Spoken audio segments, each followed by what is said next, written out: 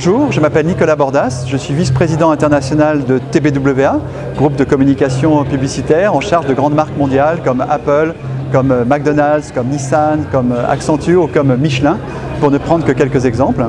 Et je suis là aujourd'hui pour partager nos meilleures pratiques en matière de communication à l'heure digitale. Le digital change tout mais ne change pas tout.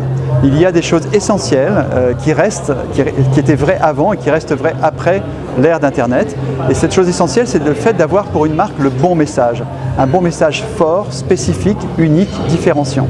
Ce que le digital transforme, c'est le fait que ce message désormais ne doit pas être simplement déclaré publicitairement, il peut l'être, mais il doit aussi être partagé par les clients. Et surtout, il faut désormais pas simplement se contenter d'envoyer le bon message à la bonne personne au bon endroit, mais il faut de plus en plus envoyer le bon message à la bonne personne au bon moment. Pourquoi? Parce qu'avec le téléphone portable, nous sommes tous des hommes et des femmes augmentés qui avons la capacité d'être touchés par un message spécifique, un message beaucoup plus précis qu'auparavant. Je peux envoyer un message différent si je sais que si je suis Nissan, si je sais que vous avez une voiture, ou si je sais que vous n'avez pas le permis, ou si je sais que vous allez acheter une voiture dans les 15 jours qui viennent. C'est l'enjeu du precision marketing. Le moteur du precision marketing, c'est d'abord de définir le message, mais aussi de trouver toutes les opportunités de communiquer par rapport à ce qui se passe dans le monde et dans l'environnement, et de faire en sorte d'appliquer ce que j'appelle la règle des 3 E, pour doper la partageabilité du message, pour faire que le message soit davantage partagé. Le E de l'ego, plus vous jouez sur l'ego des gens, plus ils partageront votre contenu. Le E de l'expérience, plus vous leur faites vivre une expérience au point de vente, une expérience produit unique, plus ils la partageront. Et le E de l'exclusivité, plus vous leur faites vivre quelque chose d'exclusif, plus ils ont envie de s'en vanter et de le faire vivre à leurs amis.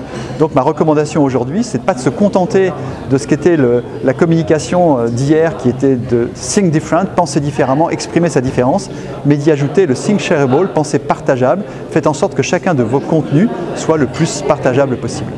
Ce qui est très important aujourd'hui pour l'ensemble des annonceurs, c'est de comprendre qu'ils doivent nécessairement intégrer la composante digitale, intégrer la composante social media dans leur communication et ne pas se contenter d'une communication classique où on envoie le message et on attend qu'il se passe quelque chose.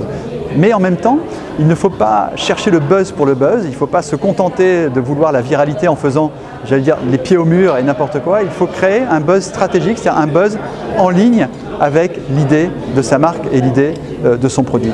Si j'ai un produit, par exemple ici Henkel, un produit pour permettre aux gens de laver leur vaisselle, eh bien je vais profiter du Ramadan pour dire je viens chez vous laver la vaisselle, mais je vais prouver ma performance au travers de ça. Ou un autre exemple très connu, c'est ce qu'a fait Tide, la lessive anglo-saxonne pendant le Super Bowl, où ils ont joué des réseaux sociaux en ayant une tâche apparente sur l'animateur qui commentait en direct le Super Bowl, et en jouant sur les réseaux sociaux avant de montrer un spot de publicité qui montrait que Tide permettait de laver les tâches. Donc il faut vraiment créer cette passerelle entre la communication traditionnelle grand média, offline, et la communication online, en ayant la même idée de marque.